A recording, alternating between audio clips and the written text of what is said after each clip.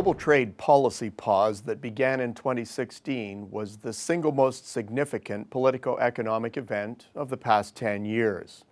So as we enter a new decade, will the pause persist, permanently constraining growth? Or will 2020 end this policy pause? The closing days of 2019 gave cause for hope. The week of December 9th was a big one. It saw significant movement on the United States-China trade impasse, with broad agreement on the Stage 1 deal that delayed tariff increases and brought symbolic tariff reductions. Further movements in negotiations over the holidays were even more positive. During the same week, Brexit experienced its first breakthrough since the 2016 referendum, with Boris Johnson's Conservative Party winning a commanding lead and a mandate to end the United Kingdom's go, no-go dilemma. Well, if this weren't enough, the signing of the Canada-US-Mexico Agreement, or CUSMA, dialed down the uncertainty of North America's trade future. While the direction of movement is clearly positive, full resolution is hardly going to be a smooth ride.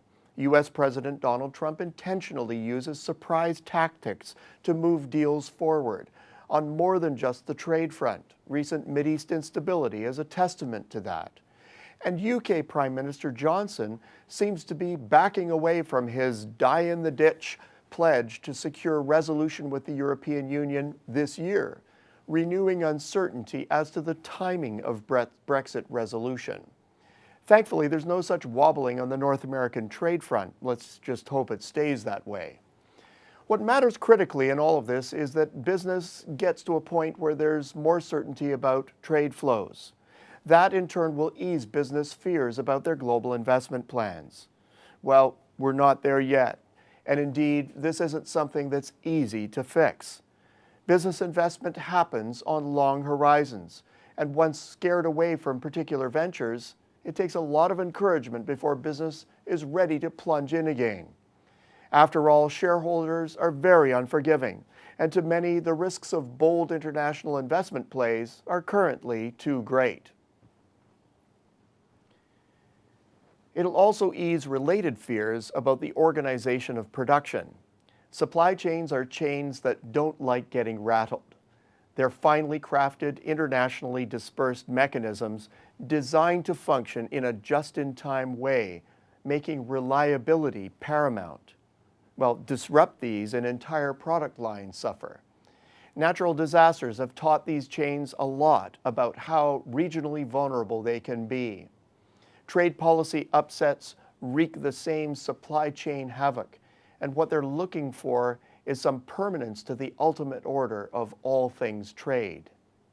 Well, is it a pipe dream? Whether it is or not, most seem to think so. Day-to-day conversations with novice and expert alike are laced with laments about the uncertainty of the current order and the seemingly random decisions and tweets from key leaders.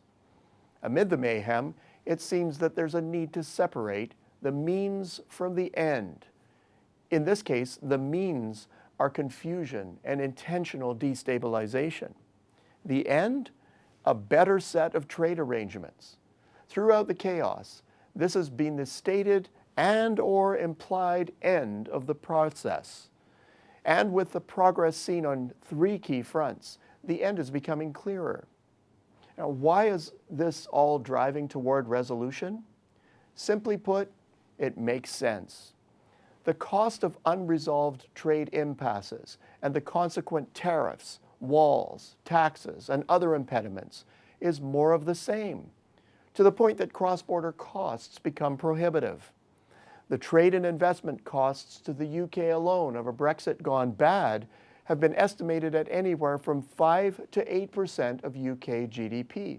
In both cases, a far larger hit than sustained in the Great Recession. Then there's the impact of same on the EU.